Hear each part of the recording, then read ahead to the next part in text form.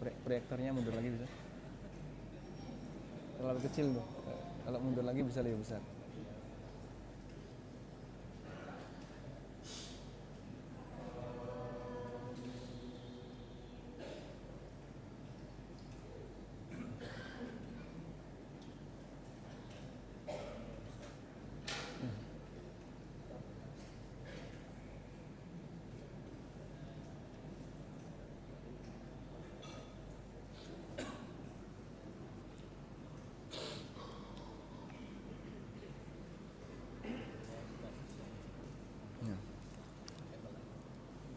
Assalamualaikum warahmatullahi wabarakatuh.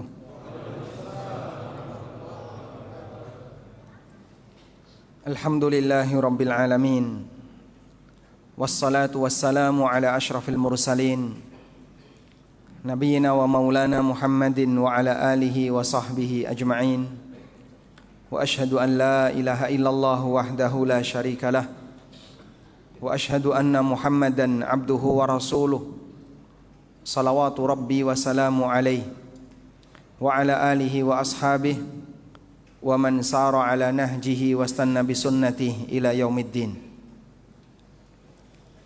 Alhamdulillah, kita bersyukur kepada Allah atas kemudahan yang Allah berikan kepada kita untuk bisa melaksanakan rangkaian ibadah di malam ini.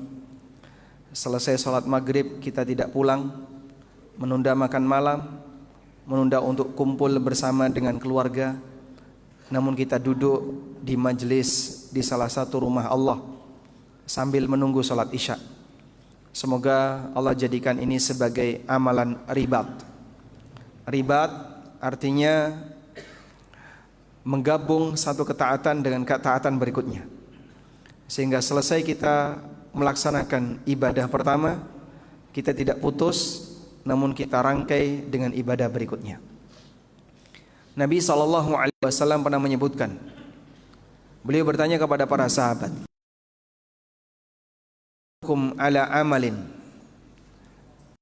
tamhullahu bihil khataya yamhullahu bihil."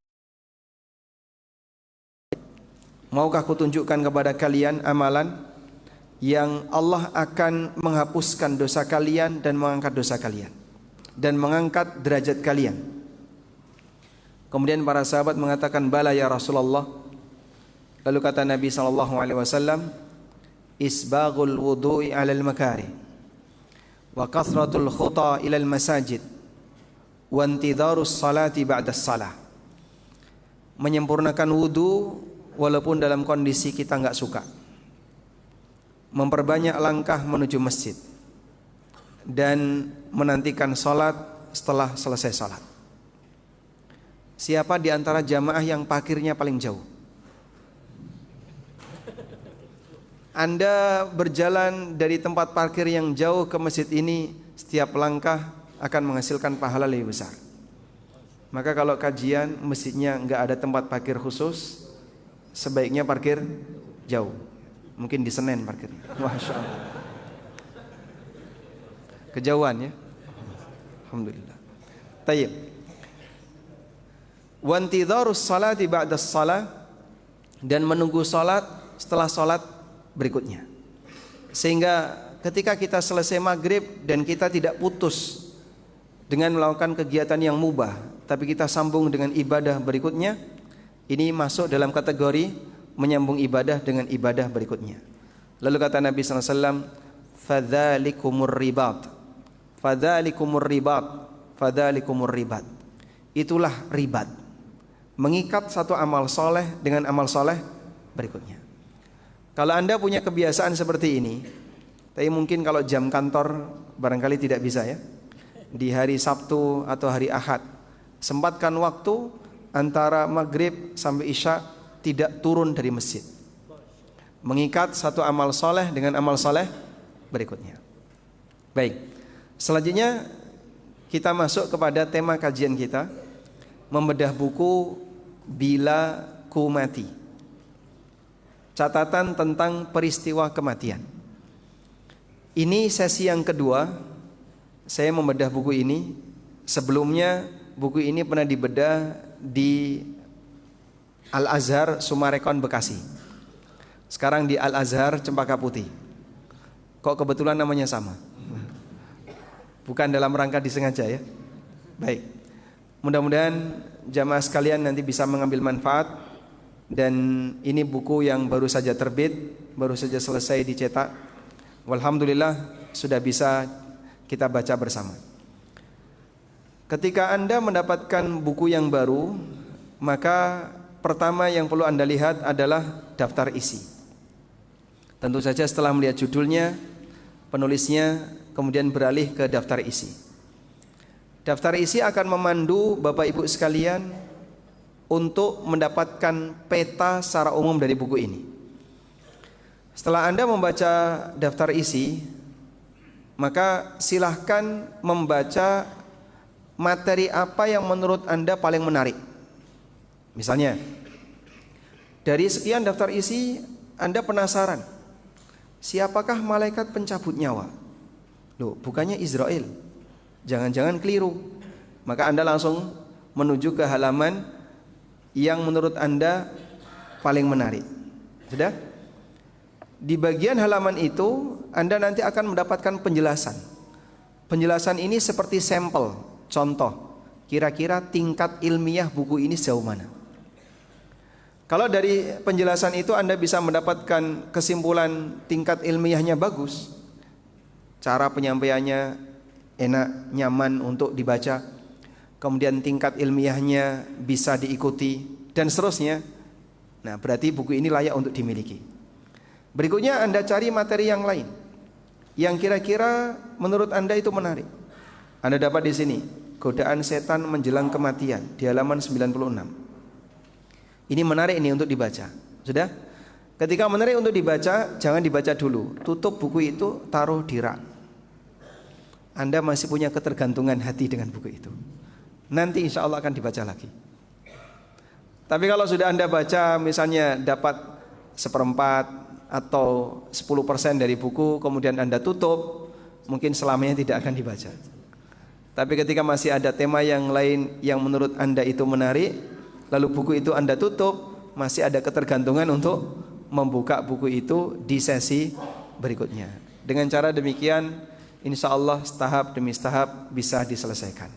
Baik, itu teori membaca buku yang saya punya. Kalau Anda mau tiru seperti itu silahkan. Karena materi kita bedah buku, maka kita akan melihat daftar isi dari buku Bila Ku Mati. Di bagian pertama kita jelaskan tentang apa itu kematian, membahas tentang hakikat dari kematian.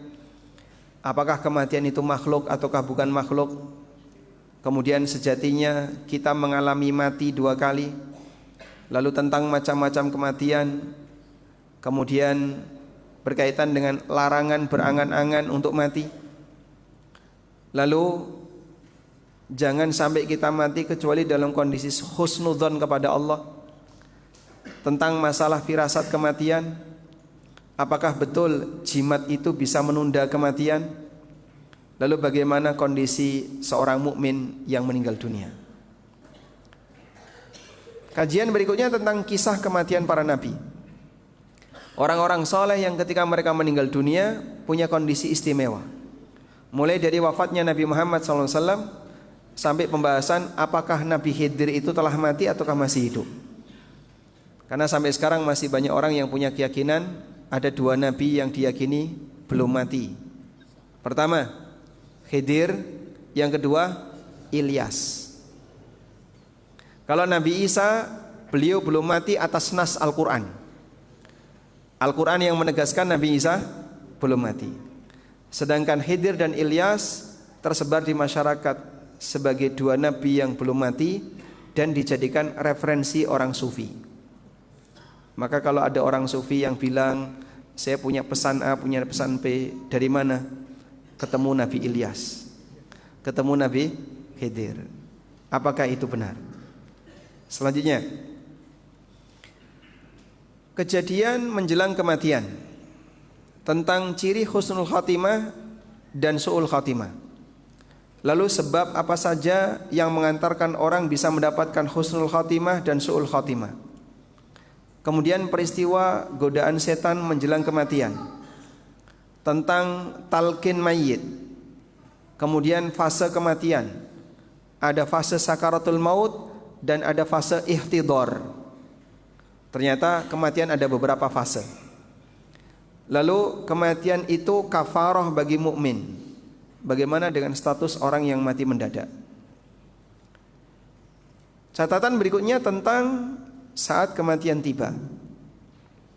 Siapakah malaikat pencabut nyawa? Apakah betul namanya Israel? Pertanyaan berikutnya, bagaimana malaikat bisa mematikan banyak manusia dalam sekali waktu? Lalu tentang hadis perjalanan roh pasca kematian. Kemudian tentang keyakinan para ulama bahwa mayit melihat roh saat dicabut. Dan yang kelima, mayit diberi kabar gembira sebelum meninggal. Berikutnya kita masuk ke alam barzah. Tentang alam barzah. Lalu ada fitnah kubur, ada himpitan kuburan.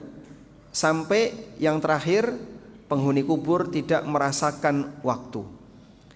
Jadi antara yang mati di zaman Nabi Adam sampai orang yang mati manusia terakhir ketika mati, itu kira-kira perbedaannya seperti apa? Apa yang mati di zaman Nabi Adam itu merasakan lama sekali nggak kiamat-kiamat, atau bagaimana? Nah, di situ ada pembahasan penghuni kubur tidak merasakan waktu. Lalu kita beralih ke fikih takziah. Definisi takziah, hukum takziah, mengulang takziah dan seterusnya sampai pada pembahasan bolehkah mengantarkan jenazah non muslim. Di bagian akhir kita membahas tentang fikih kuburan. Catatan bahwasanya kuburan adalah penyebab kesyirikan di tengah umat. Sebagaimana syirik yang terjadi pertama kali di zaman Nabi siapa? Nabi Nuh, gara-gara kuburan. Peninggalan orang soleh yang sudah meninggal, lalu kemudian diagungkan dan akhirnya dijadikan sebagai prasasti lalu disembah. Kemudian menelusuri makam para nabi. Ada enggak riwayat bahwa Nabi Muhammad SAW menelusuri makam para nabi sebelumnya? Seperti yang lagi viral belakangan ya. Sehingga ada makam baru, makam Habib A, makam Habib B. Sempat rame, setelah itu sepi karena diduga palsu. Kenapa dugaan itu tidak dari awal? Dugaan baru muncul belakangan. Lalu makam Nabi yang valid. Kemudian tentang kuburan Nabi Daniel. Larangan keras membangun masjid di atas kuburan. Tidak boleh mencampur kuburan muslim dengan kafir. Hukum talqin mayit di kuburan. Membaca Al-Quran di kuburan dan seterusnya sampai adab ketika ziarah kubur. Dan bagian akhir di sesi penutup dan nasihat kami bahas tentang hukum masalah kirim pahala dan tahlilan untuk mayit. Sudah? Karena waktu Anda hanya 40 menit, kira-kira dari tema ini mana yang harus kita lihat lebih detail? Yang mana, Pak? Semuanya. Saya bacakan ulang daftar isi sampai Isya selesai. Yang mana? Ya? Bapak usul? Menjelang kematian, satu. Godaan setan menjelang kematian, oke. Tahlilan, enggak sensitif. Sudah siap bahas itu di sini ya. Apalagi? Tentang jimat, apakah betul bisa menunda kematian? Cukup? Baik, kita bahas 4 ini ya. Sekarang kita langsung menuju menjelang kematian. Dan tadi Anda meminta tentang godaan setan menjelang kematian. Kita menuju halaman 96. Yang punya buku silahkan dibuka halaman 96.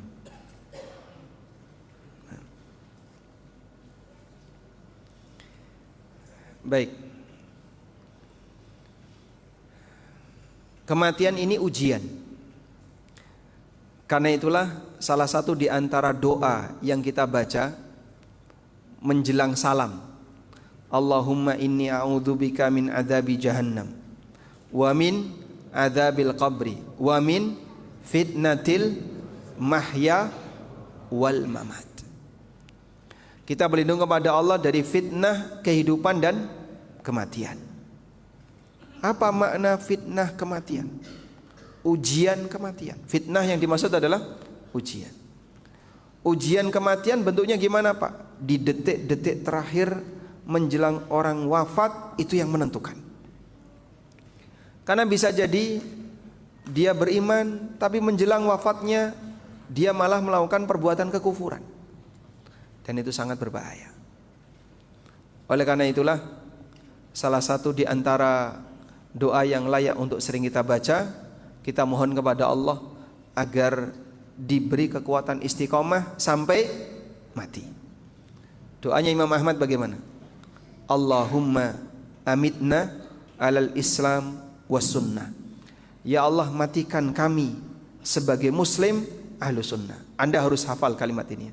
Allahumma amitna alal Islam was sunnah. Ya Allah, matikanlah kami sebagai muslim ahlu sunnah.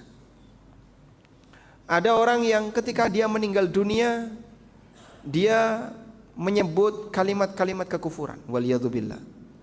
Dan terkadang dia digoda setan, karena setan berusaha untuk menggagalkan kesempatan manusia dapat masuk surga. Padahal jamaah, yang menentukan keberhasilan dari hidup seorang hamba itu ketika kapan? Ketika kapan?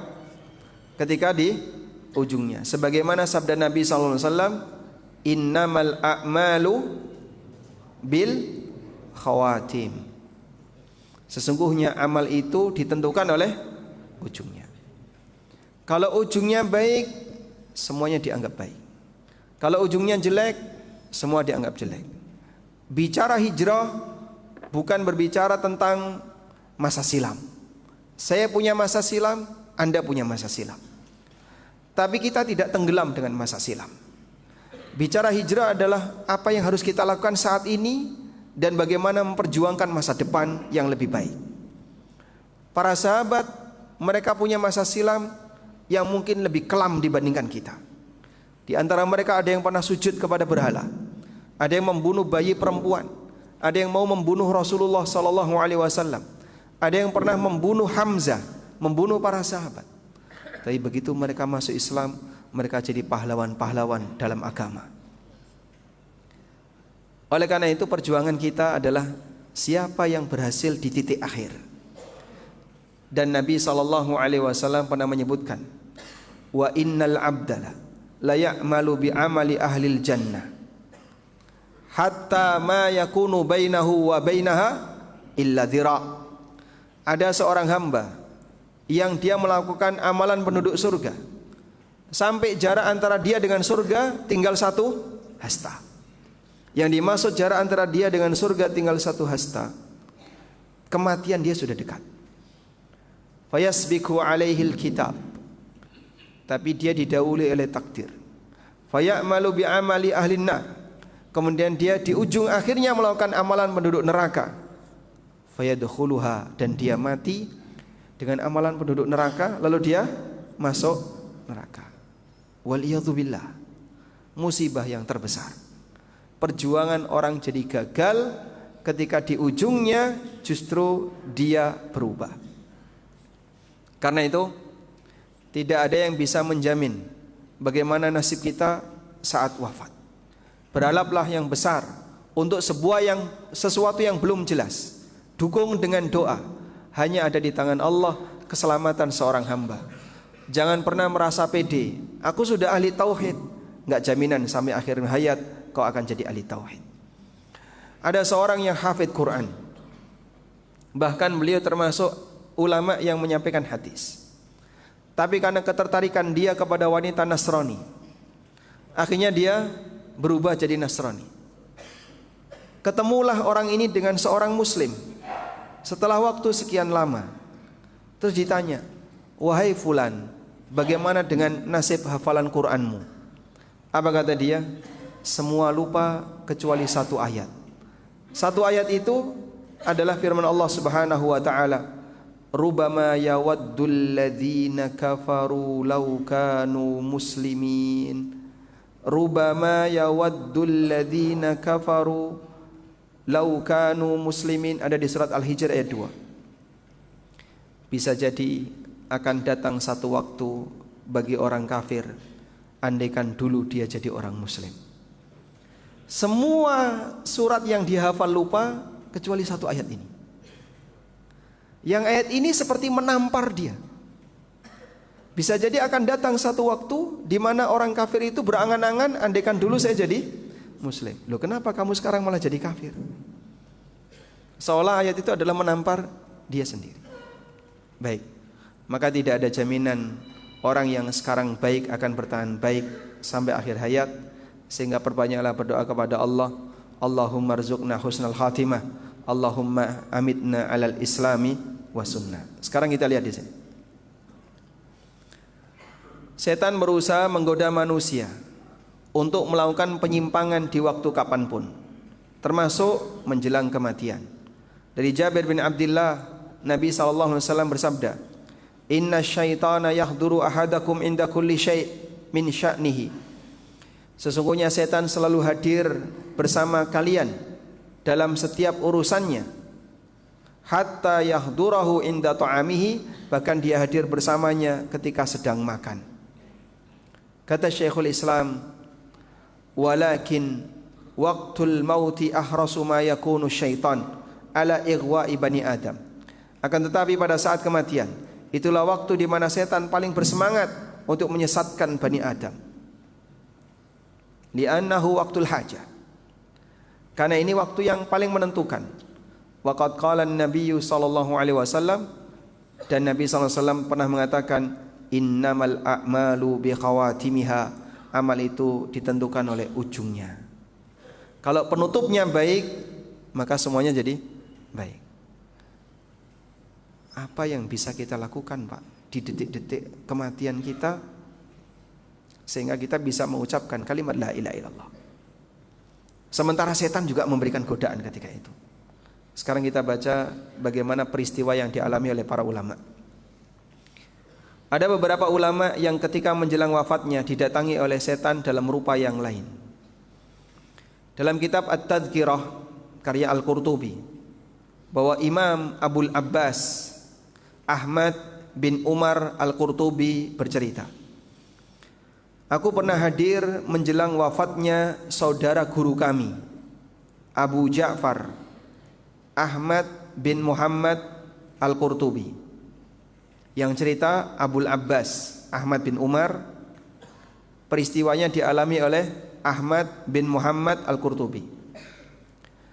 Pada saat beliau sakit di kota Cordoba, ketika beliau sedang sakaratul maut, lalu orang-orang di sekitarnya mentalkin dengan menuntunkan beliau untuk mengucapkan la ilaha illallah. Namun justru orang ini mengatakan la, tidak, dengan menolak yang menunjukkan tidak normal ketika menolak. Ketika beliau mulai sadar, kami pun bertanya. Lalu beliau menjelaskan, atani syaitanan, ada dua setan yang datang, an yamini wa an shimali, yang satu di sebelah kananku, yang satu di sebelah kiriku. Yaqulu ahaduhuma, yang satu mengatakan, mut yahudiyan fa innahu khairul adyan, jadilah Yahudi, matilah kamu sebagai orang Yahudi, karena Yahudi itu agama yang terbaik. Wal akharu yaqul, sementara setan yang di sebelahnya mengatakan mut nasraniyan fa innahu khairul adyan, yang satunya bilang jadilah kamu Nasrani karena ini adalah agama yang terbaik. Fakuntu aqulu lahuma, maka aku menolak ajakan mereka berdua dengan mengatakan la, tidak. Yang lain kan tidak tahu, Pak. Orang yang lain tidak tahu. Yang tahu siapa? Yang bersangkutan. Bagaimana manusia bisa menyelamatkan diri ketika itu?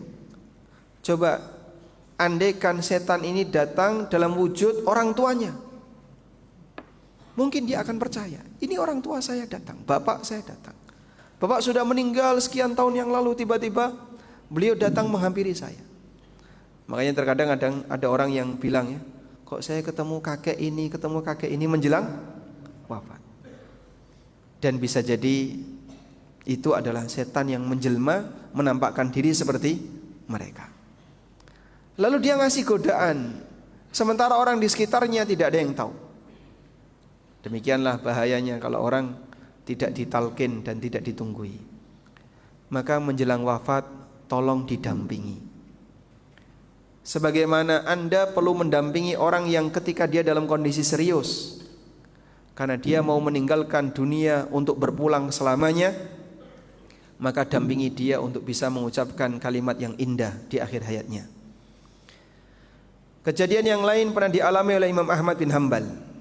Abdullah putra beliau pernah bercerita, aku hadir menjelang wafat Imam Ahmad. Di tanganku sudah kupersiapkan kain untuk mengikat kedua rahangnya. Saat itu beliau sedang sesak nafas lalu sadar kembali. Beliau menggerakkan tangannya sambil berkata, la bu'dun, la bu'dun. Tidak, belum sampai seperti itu. Tidak, belum seperti itu. Imam Ahmad berkali-kali mengucapkan seperti itu. La bu'dun, la bu'dun. Anaknya kan tidak tahu ada apa itu. Kemudian aku pun bertanya kepada ayah, wahai ayah, apa yang sedang terjadi padamu? Lalu Imam Ahmad mengatakan, inna syaitan qaimun bihidai adin ala anamilihi. Setan berdiri di hadapanku sambil gigit jari, menandakan tanda penyesalan. Setan berdiri di hadapanku sambil gigit jari. Lalu dia mengatakan, ya Ahmad futtani, wahai Ahmad futtani, wahai Ahmad, aku tidak berhasil menggodamu, aku kalah sama kamu. Masya Allah. Kira-kira ini setan mau menggoda dari sisi apa? Ya? Beliau dipuji agar ujub di akhir hayat. Agar apa? Ujub. Kalau Imam Ahmad diajak untuk berbuat syirik, ya jelas tidak mau.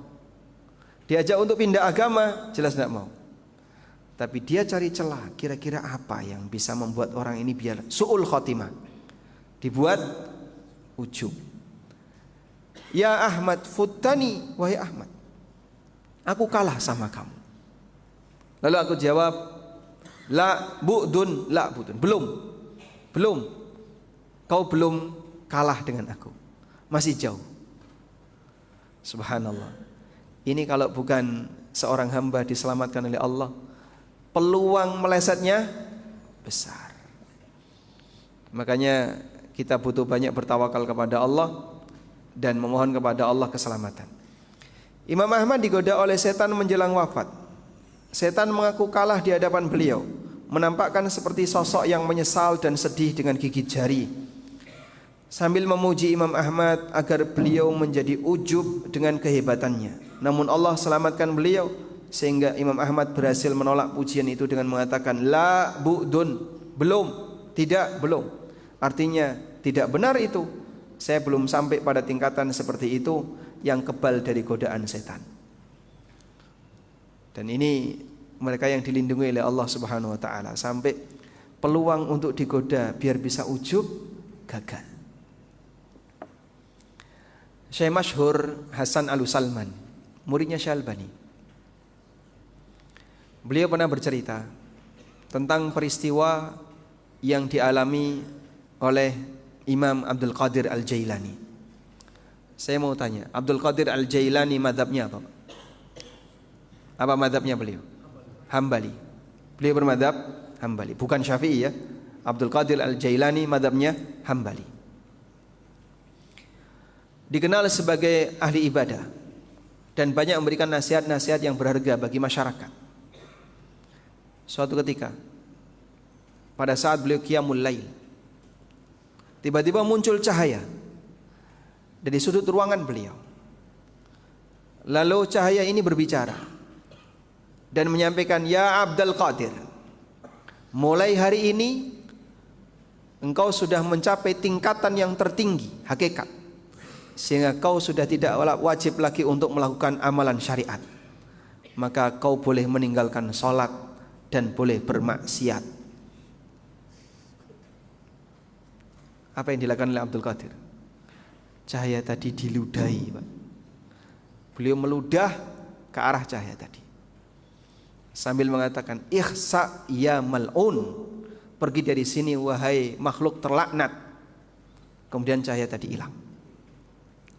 Lalu keluar suara yang kedua, wahai Abdul Qadir, aku telah menyesatkan puluhan ahli ibadah dengan caraku ini, tapi kau diselamatkan dengan ilmumu. Selesai nggak sampai di sini? Ini godaan yang kedua. Beliau digoda untuk apa? Ujub. Abdul Qadir Jailani mengatakan, tidak, aku diselamatkan oleh rahmat Allah. Sehingga berhasil dari godaan pertama, belum tentu berhasil di godaan yang kedua. Subhanallah. Seperti itulah bagaimana peluang setan untuk mencari celah dalam rangka menggoda manusia. Kita yang mungkin pengetahuan agamanya masih rendah, terkadang merasa sudah banyak jasa di masyarakat, dan ujub seperti ini bahaya. Karena merasa hebat dengan kemampuan pribadinya, terkadang menjadi sebab Allah tidak memberikan bimbingan dan hidayah baginya. Karena dia sudah merasa hebat dengan dirinya. Maka jangan sampai kita putus dari merasa miskin dari hidayah Allah. Karena kita adalah fakir di hadapan Allah, fakir hidayah, fakir petunjuk, sehingga selalu minta bimbingan dari Allah Subhanahu wa taala. Demikian mengerikan godaan setan. Dia cari peluang apapun untuk menyesatkan manusia. Setan tidak mungkin mengajak Imam Ahmad untuk berbuat syirik atau bid'ah, karena beliau sangat anti dengan praktek seperti itu, sehingga godaannya diarahkan dalam bentuk diajak untuk ujub. Allahul musta'an. Syekhul Islam menjelaskan bahwa kejadian seperti ini tidak terjadi pada setiap orang. Di antara manusia ada yang diajak setan untuk pindah agama menjelang kematiannya. Ada pula yang tidak digoda untuk pindah agama, dan semua itu termasuk fitnatul mahya wal mamat, di mana kita diajarkan untuk berlindung kepada Allah ketika salat. Wa a'udzubika min fitnatil mahya wal mamat. Aku berlindung kepadamu ya Allah dari fitnah kehidupan dan kematian. Baik, selanjutnya kita beralih ke masalah jimat. Apakah betul bahwasanya jimat itu bisa menunda kematian? Halaman berapa Pak kalau jimat Pak? Coba minta tolong di daftar isi. Halaman 27. Kita balik ke halaman 27.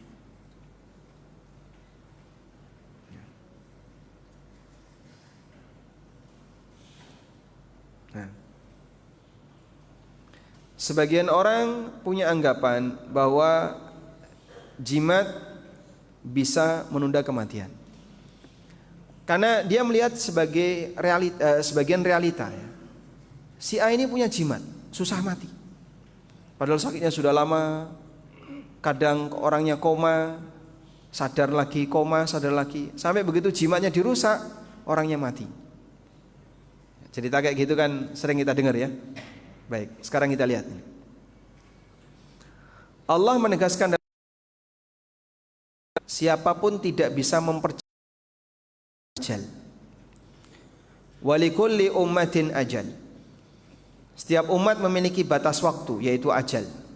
Fa idza jaa ajaluhum, maka apabila telah datang ajal mereka, la yastakhiruna sa'atan wa la yastaqdimun.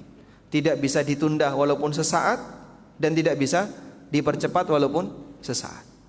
Sebab yang punya nyawa itu Allah, dan nyawa, roh itu jadi urusan Allah. Manusia tidak punya urusan tentang roh. Yas'alunaka 'anir ruh qulir ruhu min amri rabbi. Mereka bertanya kepadamu wahai Muhammad tentang roh, jawablah bahwasanya roh itu urusan Allah. Baik. Oleh karena itu tukang sihir tidak bisa memberikan roh. Pada waktu tukang sihir Fir'aun melemparkan tali mereka, melemparkan tongkat mereka, lalu tongkat dan tali itu berubah jadi ular. Itu ular beneran atau ular jadian? Bagaimana yang dimaksud ular jadian? Ya? Yang disihir pandangan mata. Di ayat yang lain Allah mengatakan saharu ayunan nasi wastarhabuhum. Tukang sihir Firaun itu menyihir pandangan mata manusia. Karena manusia tidak punya roh. Maka tidak ada Pak, misalnya ini ya. Kemudian disihir, celing, jadi ayam. Tidak bisa. Gelas tidak akan mungkin bisa jadi ayam. Saya atau tukang sihir manapun tidak bisa memberikan arwah berupa arwah ayam ke gelas. Tapi yang mungkin pandangan mata Anda disihir. Atau yang kedua, memindahkan ayam. Sehingga gelas ini dipindahkan dan dipindahkan ayam orang lain. Pasti ada ayam yang hilang. Karena jin punya kemampuan memindahkan benda dengan cara yang tidak kelihatan. Sebagaimana Ifrit menawarkan diri kepada Sulaiman, ana atika bihi qabla an taquma min maqamik. Aku sanggup untuk memindahkan singgasana Ratu Bilqis sebelum Anda berdiri dari tempat duduk Anda. Dan itu kemampuan Ifrit. Kemampuan jin yang lain juga sama. Maka kalau ada orang yang keluar paku dari perut atau keluar kawat dari perut dan seterusnya, itu bukan kawatnya ada di sana, tapi dipindahkan dari toko besi, lalu disimpan di balik itu, kemudian keluar seolah-olah muncul seperti itu. Organ manusia akan rusak, berantakan kalau benda-benda seperti ini ada dalam tubuhnya, dan pasti akan mati. Maka kok bisa nggak mati Pak? Jin mengeluarkan dari balik kulit, sehingga mungkin lukanya hanya luka di permukaan. Baik, lanjut. Di ayat yang lain Allah mengatakan, ma tasbiqu min ummatin ajalaha wa ma yastakhirun. Tidak ada satu umat pun yang dapat mendahului ajalnya, dan mereka juga tidak dapat menundanya, karena ajal ditetapkan oleh Allah. Ada sekitar 6 ayat dalam Al-Quran yang menegaskan bahwa ajal tidak bisa dipercepat atau ditunda sedikit pun, karena batas ajal di luar kendali manusia. Dialah Allah yang menghidupkan dan mematikan, dan hanya Allah yang mencabut nyawa hambanya. Andaikan semua manusia bersekongkol untuk membunuh satu jiwa, mereka tidak akan berhasil jika Allah belum takdirkan orang itu untuk mati. Karena itu Nabi SAW memberikan prinsip ini kepada sahabat Ibnu Abbas. Wa'lam annal ummata law ijtama'at ala ayyan fa'uka bisyai'in. Ketahuilah, andaikan seluruh umat mereka bersekongkol, berkumpul untuk memberikan satu suap nasi, bahkan jangankan satu suap, satu biji nasi, lam yanfa'uka illa bisyai'in qad katabahu Allahu laka. Mereka tidak akan bisa memberikannya kecuali yang telah Allah takdirkan. Walau ijtama'u ala ayyadurruka bisyai'in. Kalaupun mereka kumpul untuk memberikan madarat kepadamu, lam yadurruka bisyai'in qad katabahu Allahu 'alaika. Mereka tidak akan bisa memberikan madarat kecuali illa bisyai'in qad katabahu Allahu 'alaika, kecuali yang telah Allah tetapkan. Karena ajal ini dilindungi oleh Allah. Maka bagi para sahabat, perang itu tidak mempercepat kematian, sebagaimana tidur juga tidak menunda kematian. Sehingga kenapa para sahabat itu ketika jihad gak ada perasaan takut sepeser pun, karena mereka memahami jihad itu tidak mempercepat ajal, sebagaimana duduk di rumah juga tidak menunda ajal. Karena kematian itu haknya Allah. Baik. Lalu bagaimana dengan pemakai jimat yang susah matinya? Ada sebagian orang yang memiliki anggapan bahwa mereka yang memiliki jimat cenderung matinya lebih susah. Apakah berarti jimat bisa menjadi penunda ajal? Jawabannya, tentu anggapan ini tidak benar. Sebab batas ajal telah ditetapkan oleh Allah, sehingga tidak mungkin dipercepat atau diperlambat. Lalu mengapa yang memakai jimat matinya susah, sementara dia sudah mengalami sekarat dalam waktu yang lama? Bukan karena kematiannya ditunda, tapi memang belum datang ajalnya. Sementara dia mengalami kesusahan ketika wafat sebagai hukuman dari Allah menjelang kematiannya. Jadi dia susah mati itu bukan karena kematiannya ditunda, tapi apa Pak?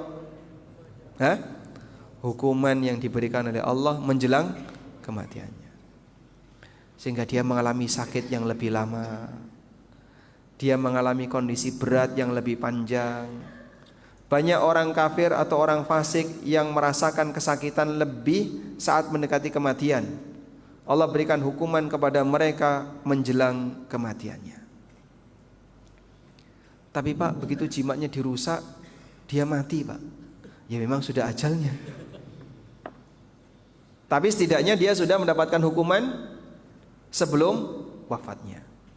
Allah Ta'ala berfirman, walau tara idz zalimuna fi ghamaratil maut wal malaikatu basitu aydihim. Sekiranya kamu dapat melihat ketika orang-orang zalim itu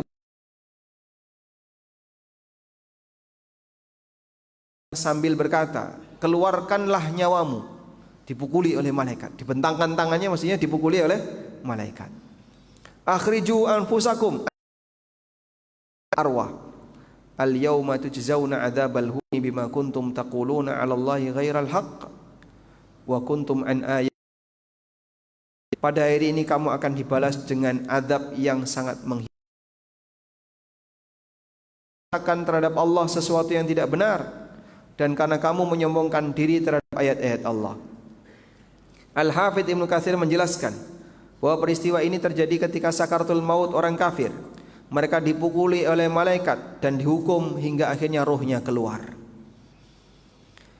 Sebagaimana keterangan beliau, wa dzalika annal kafira idza ihtadara basyarathul malaikatu bil adzabi wan nakal.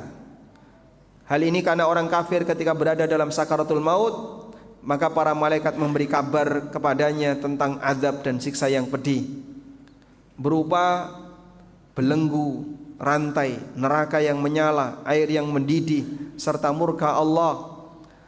Fatatafarraqu ruhuhu, akhirnya arwahnya berpencar ke dalam seluruh tubuhnya, mencengkeram ke seluruh tubuhnya dan tidak mau keluar. Dipanggil oleh malakul maut, ya ayyatuhan nafsul khabithah, wahai jiwa yang buruk, ukhruji ila sakhatillah wa adzabih, ayo kita keluar menuju murka Allah dan azab Allah. Ruhnya enggak mau keluar. Fatatafarraqa ruhu fi jasadi, maka ruh itu pun langsung berpencar ke seluruh jasadnya, mencengkram jasadnya. Wa ta'sa wa ta'bal khuruj, dia enggak mau untuk keluar. Fatadribuhumul malaika, kemudian dipukuli oleh para malaikat. Hatta takhruja arwahuhum min ajsadihim, sampai akhirnya arwah itu keluar dari jasadnya. Ini seperti yang disebutkan dalam hadis riwayat Ahmad dari sahabat Al-Barra bin Azib. Dicabut dengan paksa. Digambarkan Nabi sallallahu alaihi wasallam seperti apa? Seperti gancu yang ditaruh di kain wol yang basah. Jadi saat ditarik rusak.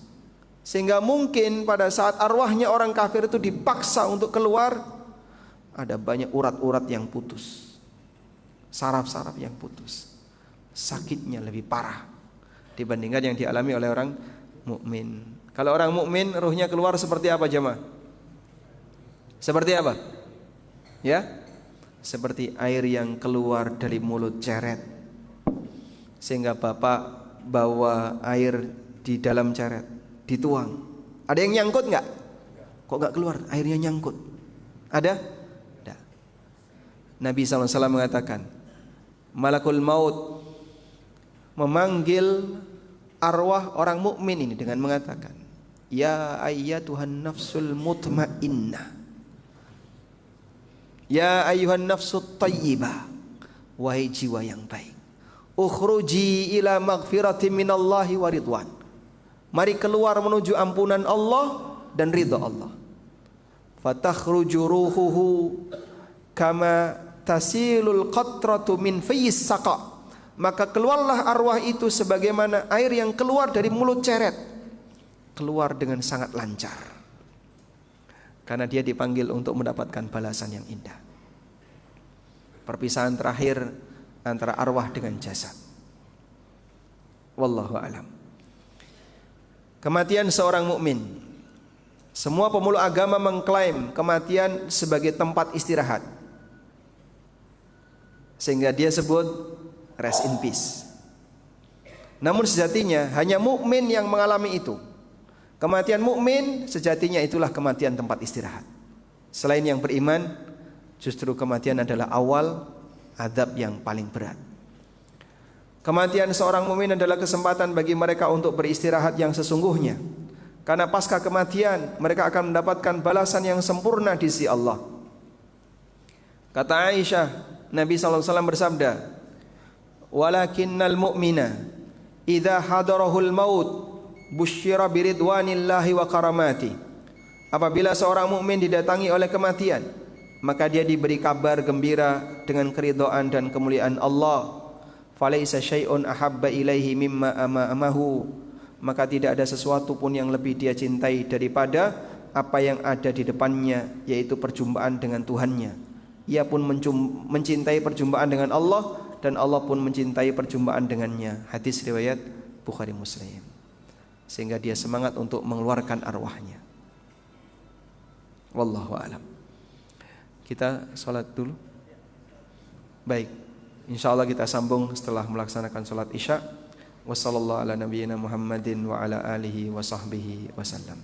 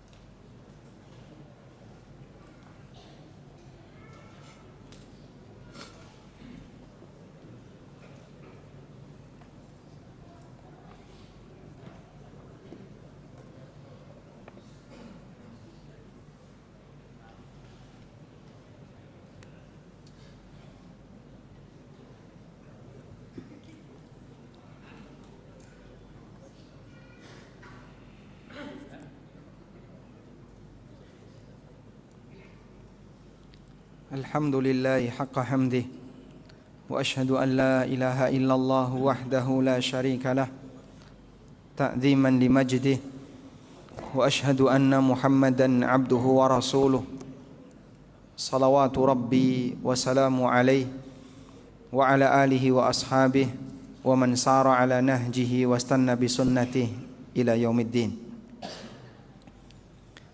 Kematian bagi mukmin yang baik adalah kesempatan untuk beristirahat. Sahabat Ibnu Mas'ud mengatakan, "Laisa lil mu'mini rahatun duna liqa'illahi azza wa jal."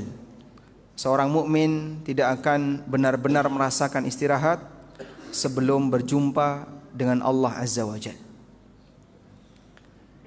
Karena itu di antara doa Nabi sallallahu alaihi wasallam, beliau mohon kepada Allah, waj'alil mauta rahatan lana min kulli syarr.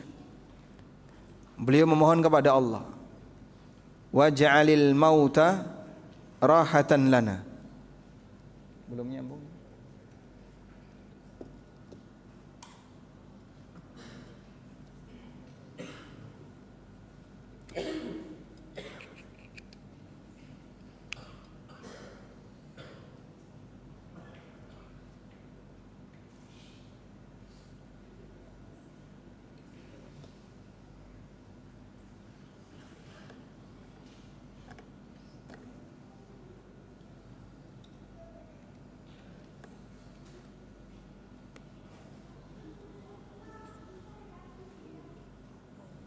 Masyaallah. Alhamdulillah.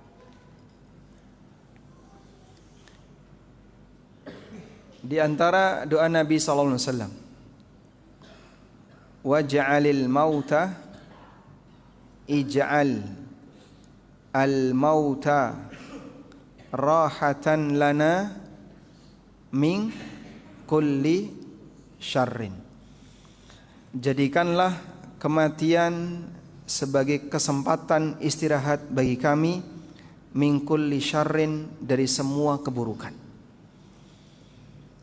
Karena tempat peristirahatan bagi seorang mukmin yang sejati adalah ketika dia berjumpa dengan Sang Pencipta untuk mendapatkan balasan yang lebih sempurna.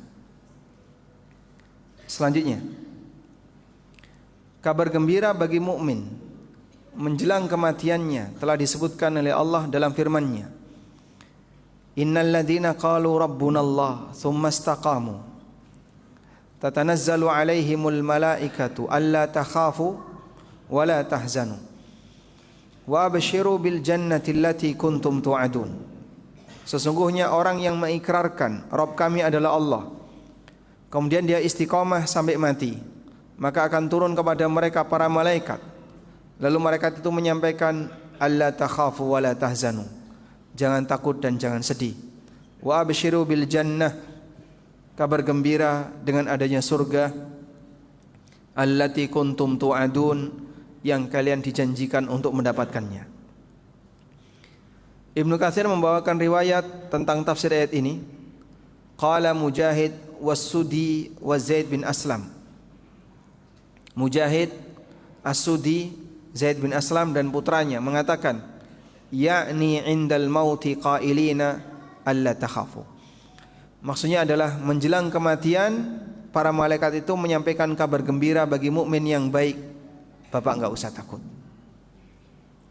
Sehingga mereka memberikan motivasi bagi mukmin untuk bertahan dalam imannya dan tidak usah takut dengan adanya sesuatu setelahnya, karena Allah Subhanahu wa taala akan memberikan jaminan kebaikan bagi mereka. Di ayat yang lain Allah mengatakan, alladzina tatawaffahumul malaikatu thayyibin, yaitu orang yang diwafatkan oleh para malaikat dalam keadaan baik. Yaqulun, mereka mengatakan, salamun alaikum udkhulul jannata bima kuntum ta'malun. Keselamatan bagi kalian, masuklah kalian ke dalam surga karena amal yang telah kalian kerjakan. Masya Allah. Sehingga menjelang wafat sudah diberitahu, nanti kamu akan dapat surga, kamu akan dapat balasan indah, kamu akan dapat ini. Siapa yang beritahu? Para malaikat. apa yang bisa Bapak bayangkan ketika besok Bapak dipanggil oleh hakim untuk disidang? Kita akan mencari pembela. Kalau nggak punya pembela, kita cari pengacara. Kita cari ini. Manusia akan dihakimi oleh Allah. Dan orang-orang saleh diberi pendukung oleh Allah berupa para malaikat. Nggak usah takut. Kamu akan mendapatkan balasan-balasan yang indah.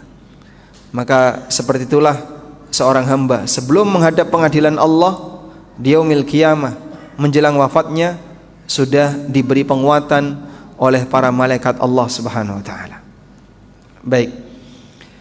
Kemudian bagian akhir dari buku ini kita cantumkan pembahasan di nasihat dan penutup. Isinya berkaitan dengan budaya dan tradisi yang terjadi di masyarakat. Urusan kematian memiliki hubungan kuat dengan pengaruh adat. Bahkan berkembang aneka keyakinan di masyarakat tentang kematian yang sumbernya murni dari budaya dan terkadang di luar nalar dan logika. Ada yang berkeyakinan orang kalau mati arwahnya menunggu rumahnya selama 40 hari. Ada yang pula berkeyakinan bahwasanya manusia ketika mati arwahnya gentayangan kemana-mana dan seterusnya.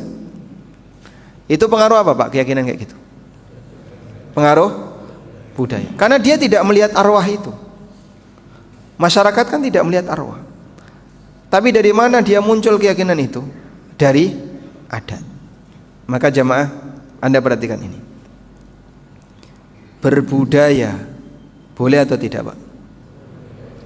Boleh atau tidak? Boleh. Tapi jangan jadikan budaya sebagai agama. Jangan jadikan budaya sebagai agama. Itu harga mati Pak. Karena budaya bukan agama. Kesalahan terbesar ketika orang menjadikan budaya sebagai agama atas nama budaya. Ketika budaya dijadikan agama, maka dia akan benturan dengan wahyu. Dan itu sejarah para nabi. Dakwah mereka ditentang dengan budaya. Coba kita lihat ayat berikut ini.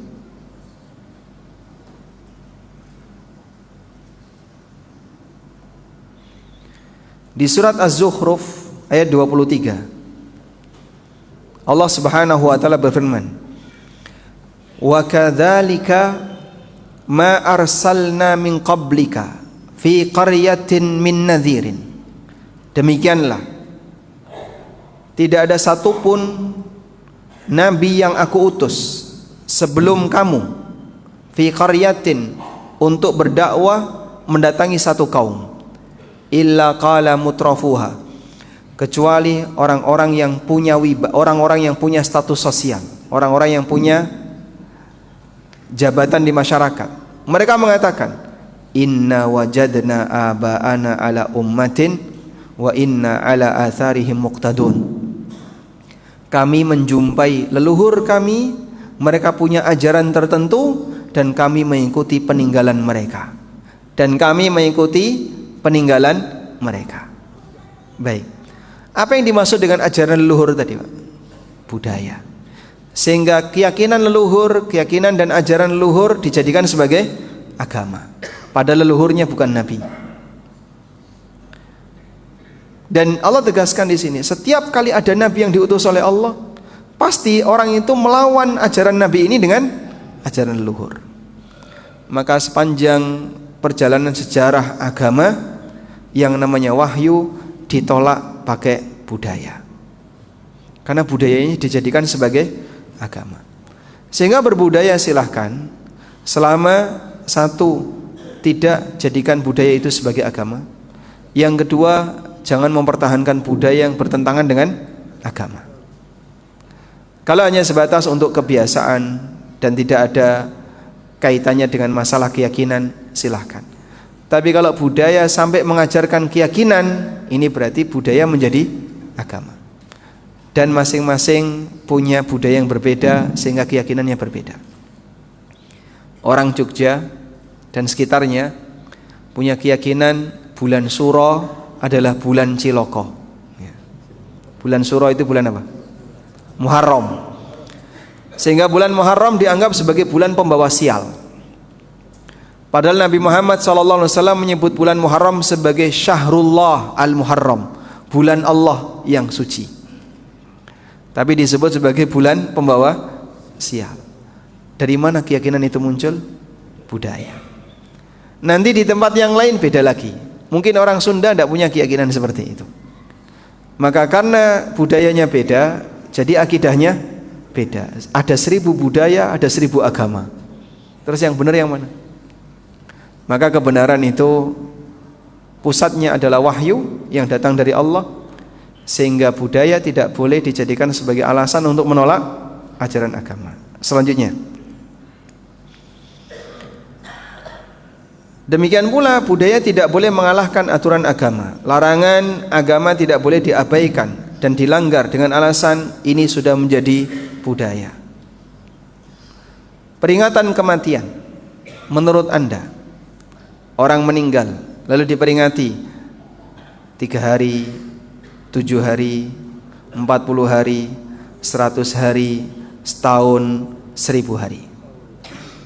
Itu budaya atau agama? Budaya atau agama? Dari mana bisa menyimpulkan? Itu budaya atau agama? Atau budaya yang dicampur agama? Yang mana, Pak? Terkadang ada kegiatan budaya tapi disisipi muatan agama. Disisipi muatan agama. Bapak kalau lihat acara kirap di Jogja, orang mau sedekah bumi, menanam kepala kerbau di lereng Merapi. Sebelum acara dimulai, mereka baca dzikir. Baca dzikir, baca doa dipimpin oleh tokoh agama. Selesai aneka bacaan-bacaan itu, kemudian barulah kirap. Kirap itu pasukan yang berjalan beriringan untuk membawa arak-arakan sesajen yang mau ditanam. Budaya tapi disisipi agama. Di sana ada acara mubeng beteng. Jadi beteng keraton dihubungi, tawaf. Dan itu ada ritualnya.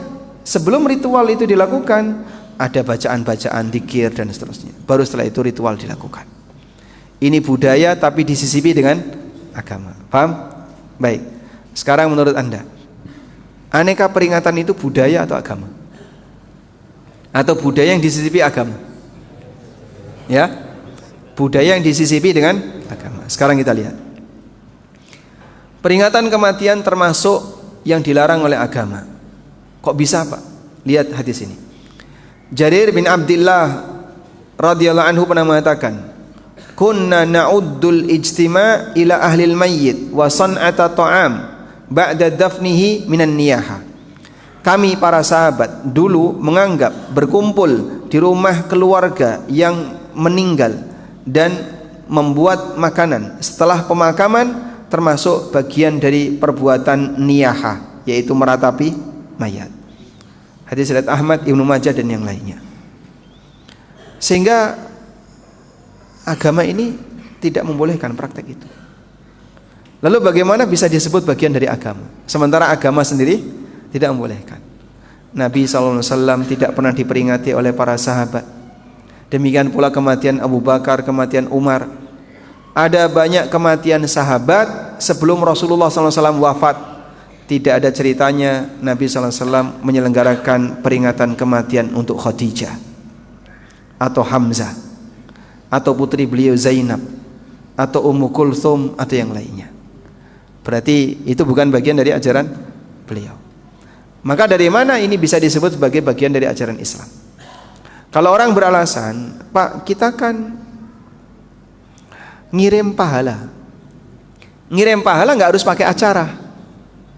Yang dipermasalahkan itu acaranya. Kalau masalah ngirim pahala, mendoakan mayit, bisa dilakukan di masjid, bisa dilakukan di semua waktu. Kalau masalah bersedekah atas nama mayit, bisa bersedekah dengan cara dikirim sedekah itu, bukan mengadakan acara. Karena yang kita permasalahkan bukan bersedekah atas nama mayit, tapi mengadakan acara tersebut. Imam Asy-Syafi'i rahimahullah pernah menegaskan, wa akrahul ma'tam, aku benci acara ma'tam, wahiyal jamaah, yaitu berkumpulnya orang-orang di rumah keluarga yang berduka. Wa illam yakun lahum buka, meskipun tidak ada tangisan, walaupun tidak ada acara tangis-tangisan. Fa inna dzalika yujaddidul husna, karena praktek ini akan selalu mengenang kesedihan.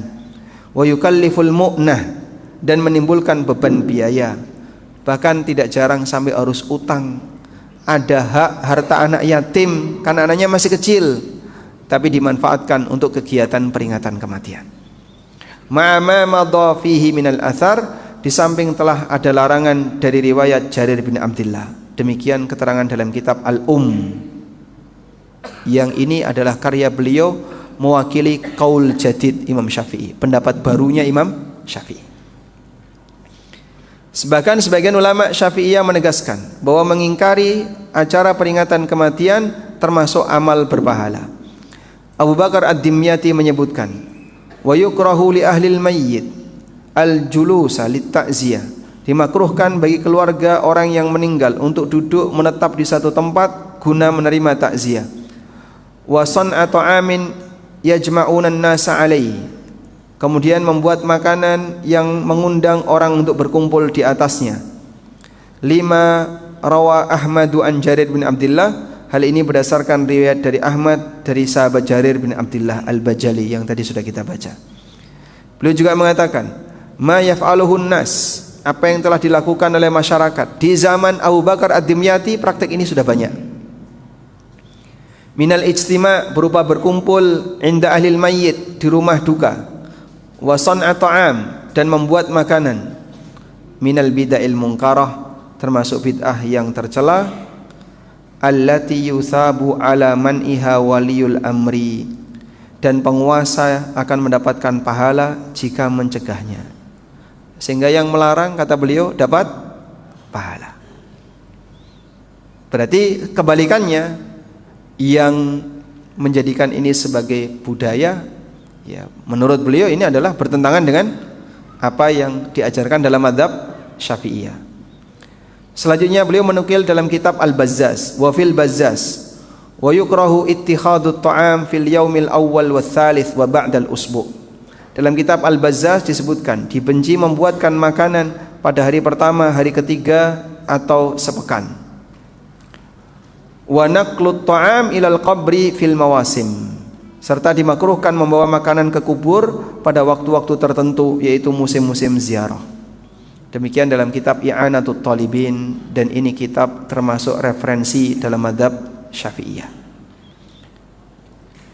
Disinilah masyarakat dihadapkan pada dua pilihan, antara bertahan pada budaya ataukah agama. Bagi mereka yang beriman, meyakini bahwa semua akan dipertanggungjawabkan di akhirat, dia akan lebih memilih aturan agama sekalipun harus meninggalkan kebiasaan yang sudah menjadi budaya. Kondisi yang paling berbahaya adalah ketika masyarakat meyakini bahwa orang yang tidak pernah sholat, tidak puasa Ramadan, tidak menjalankan kewajiban agama apapun, bisa punya peluang masuk surga asal ketika dia meninggal diadakan tahlilan. Anda pernah dengar kayak gitu? Sehingga kenapa orang itu berani meninggalkan sholat? Dia punya anggapan, nanti kalau mati ditahlili, insya Allah masuk tahlil, masuk surga. Karena keyakinan itu, sehingga orang nggak pernah sholat. Bahkan mohon maaf, sampai Nasrani pun ditahlili, ya Pak. Karena ini jadi budaya. Buktinya apa? Nggak pandang agama sekarang. Sehingga sampai ini keluarga Nasrani ngundang masyarakat, mohon maaf, tolong Bapak ditahlili biar tenang di sana. Akhirnya mereka sangat bergantung dengan acara ini, hingga muncul generasi yang meninggalkan kewajiban agama karena sudah merasa terjamin dengan acara tahlilan. Sebagian masyarakat, coba pilih mana, jenazahnya tidak disolati atau jenazahnya tidak ditahlili? Mana yang lebih menakutkan? Mereka lebih takut yang mana? Tidak ditahlili, Pak. Sehingga walaupun ketika dia mati, yang sholat cuma 5 orang. Yang penting ketika tahlilan rame. Mereka lebih takut tidak ditahlili daripada tidak disolati. Padahal ancaman Nabi SAW, ada orang bawa jenazah, ya Rasulullah silakan disolati. Nabi SAW tanya, hal alaitain, dia punya utang enggak? Betul ya Rasulullah, punya utang 2 dinar. Sallu ala sahibikum, kalian saja yang nyolati, aku enggak mau nyolati. Nabi SAW tidak memberikan ancaman, siapa yang mati punya utang tidak aku tahlili. Sebutkan satu riwayat yang menyebutkan itu. Ada? Tidak ada. Nabi SAW tidak memberikan ancaman. Tapi ketika ada orang yang mati punya utang, ancaman beliau apa? Gak mau nyolati. Sehingga sahabat yang lain yang nyolati. Padahal masing-masing hamba akan mempertanggungjawabkan amalnya, bukan amal orang lain. Kiriman doa dan bacaan Al-Quran menjadi tidak ada manfaatnya jika yang bersangkutan berstatus keluar dari Islam karena dia tidak salat. Nah, kita coba Pak sadarkan masyarakat seperti ini Pak, karena ini keyakinan Murji'ah. Keyakinan Murji'ah, dia menganggap bahwasanya amalan tidak mempengaruhi iman. Maka saat orang tidak sholat, saat orang tidak puasa Ramadan, meninggalkan aneka kewajiban, selama sudah mengucapkan la ilaha illallah, dan ketika mati diucapkan la ilaha illallah, ditahlili maksudnya, masuk surga. Padahal orang kalau nggak sholat, kata Nabi SAW, al-ahdul ladzi bainana wa bainahumus salah, faman tarakaha faqad kafar. Perjanjian antara kami dan mereka adalah sholat. Siapa yang meninggalkannya maka dia keluar dari Islam. Kita tidak ingin keyakinan seperti ini merajalela di masyarakat sehingga membuat mereka merasa aman ketika tidak melaksanakan ibadah. Dan itu salah satu bentuknya adalah merasa yakin dengan ditahlili jaminan surga. Wallahu a'lam. Demikian, semoga bermanfaat. Wassallallahu ala nabiyyina Muhammadin wa ala alihi wa sahbihi wasallam. Baik, cukup.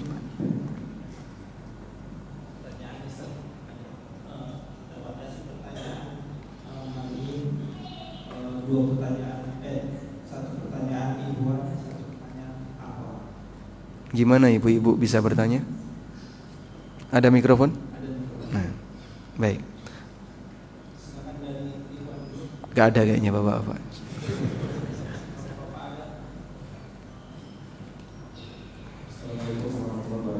Waalaikumsalam warahmatullahi wabarakatuh.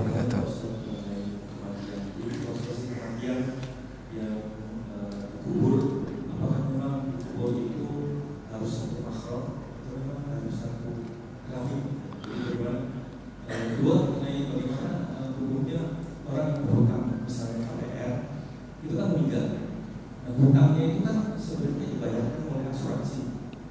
Si yang meninggal tidak bayar sebenarnya. Ini hukumnya bagaimana? Masih berhutang atau memang dari warisnya atau yang bersangkutan harus membayar hutang sendiri? Iya. Assalamualaikum warahmatullahi wabarakatuh. Waalaikumsalam warahmatullahi wabarakatuh. Yang pertama tadi satu jenis kelamin mahram ketika ditumpuk. Apakah ketika mayit itu ditumpuk di kuburan harus satu mahram dan satu jenis kelamin? Tidak ada keharusan itu. Tapi pada asalnya satu lubang untuk satu jenazah, kecuali dalam kondisi ketika sudah tidak memungkinkan. Dan mohon dipahami, kalau orang sudah mati maka tidak ada istilah mahram lagi. Baik, maksudnya begini Pak, ada seorang wanita meninggal, apakah yang memasukkan jenazah ini harus wanita ke dalam liang lahat? Tidak boleh, wanita tidak boleh dia mengantarkan jenazah ke makam, sehingga tetap harus laki-laki. Jika tidak ada mahramnya sama sekali, wanita ini meninggal tidak ada mahram, siapa yang harus memasukkan wanita ini ke dalam liang lahat? Ya muslim. lelaki yang lain. Gimana Pak? Kan nanti bersentuhan dengan jasadnya. Lah mau diapain jasadnya kalau bersentuhan? Sehingga dalam posisi ini sudah tidak ada lagi kaidah mahram.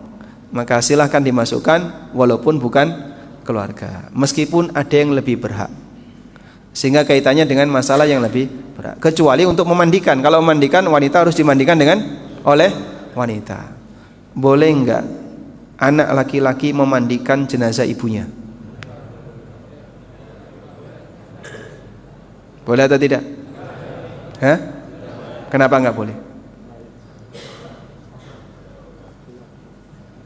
Kenapa enggak boleh? Karena baik. Karena akan bersentuhan dengan aurat. Sehingga walaupun mahram tidak boleh. Sebagaimana ketika mereka masih hidup bersentuhan aurat tidak boleh. Maka demikian pula ketika mati, kecuali suami istri, hanya suami istri. Sehingga bapak meninggal kok dimandikan oleh istrinya, kalau tega ya, boleh. Atau istri bapak meninggal dan bapak yang mandikan, boleh.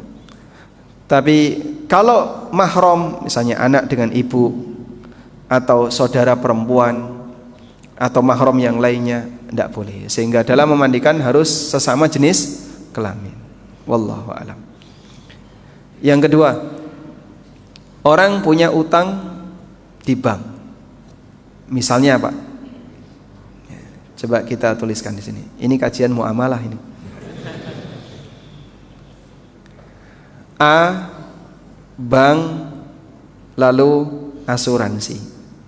Begini Pak, utang yang dijaminkan di asuransi itu kan bayar premi Pak ya. Bayar premi enggak? Premi sekali di awal ketika transaksi utang itu dilakukan. Anggaplah misalnya preminya 3 juta. Sudah? Total nilai utang dari bank ke A misalnya 100 juta. Plus bunganya 20, jadi 20 juta ini bunganya, kebanyakannya 10 juta aja. Baik. Sudah? Lalu A sudah mencicil ke bank senilai 50 juta. Berarti kurang berapa? Kurang berapa? 60. Ketika A mati, maka asuransi membayarkan senilai 60 juta. Baik. Ada berapa akad yang terjadi di sini? Ada berapa akad yang terjadi di sini? Ada 3 atau 2? 3. 1. Akad A dengan bank. Yang kedua, akad A dengan asuransi. Yang ketiga, asuransi dengan bank akadnya apa? Hah? Yang bayar premi itu bank atau nasabah? Nasabah. Baik. Sehingga di sini ada 2 akad.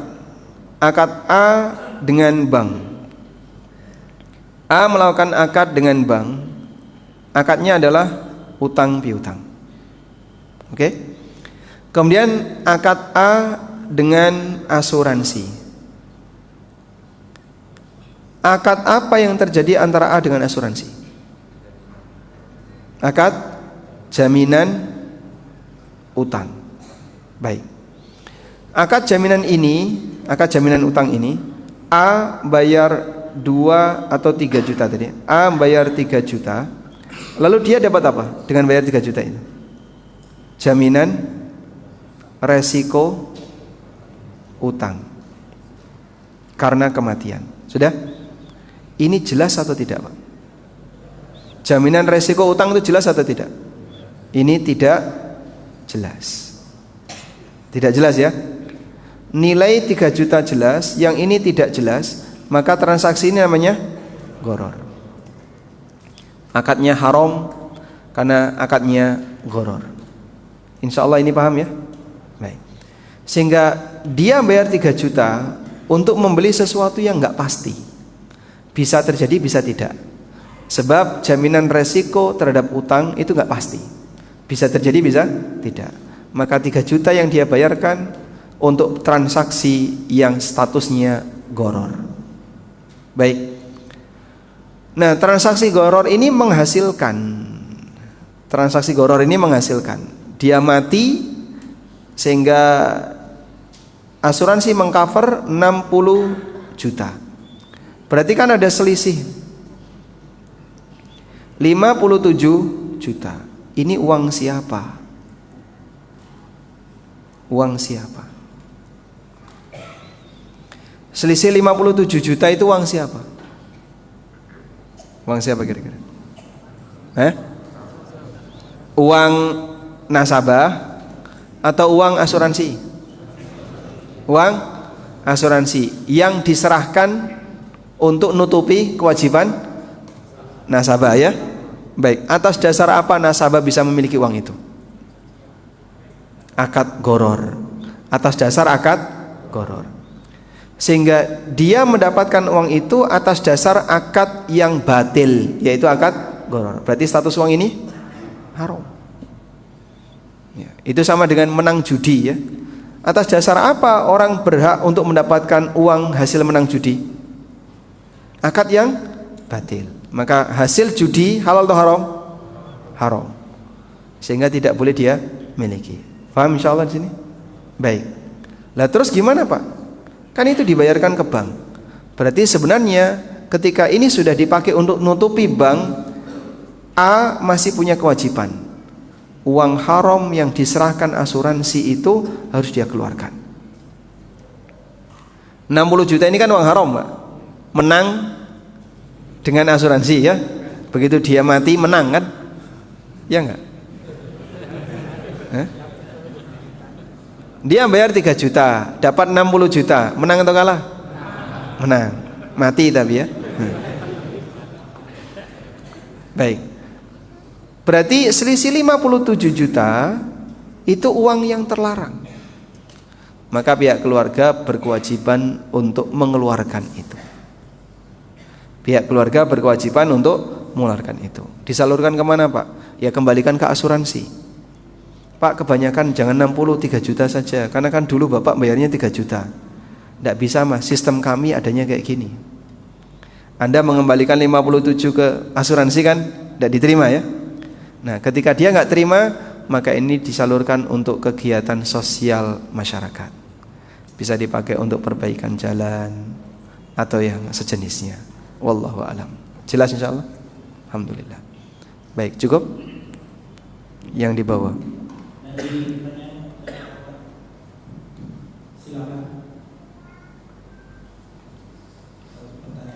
Ibu-ibu tidak ada yang bertanya?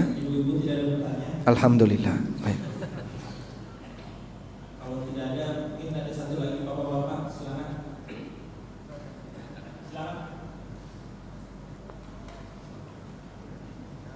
Langsung saja kejauhan.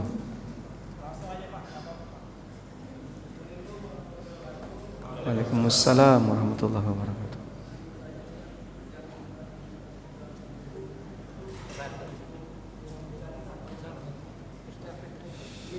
Mendekat Pak. Mendekat, harus ada usaha.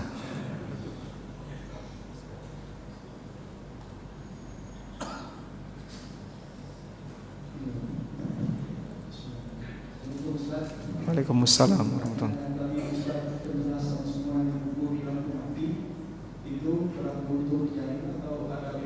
Berlaku untuk janin atau berlaku untuk janin atau tidak maksudnya?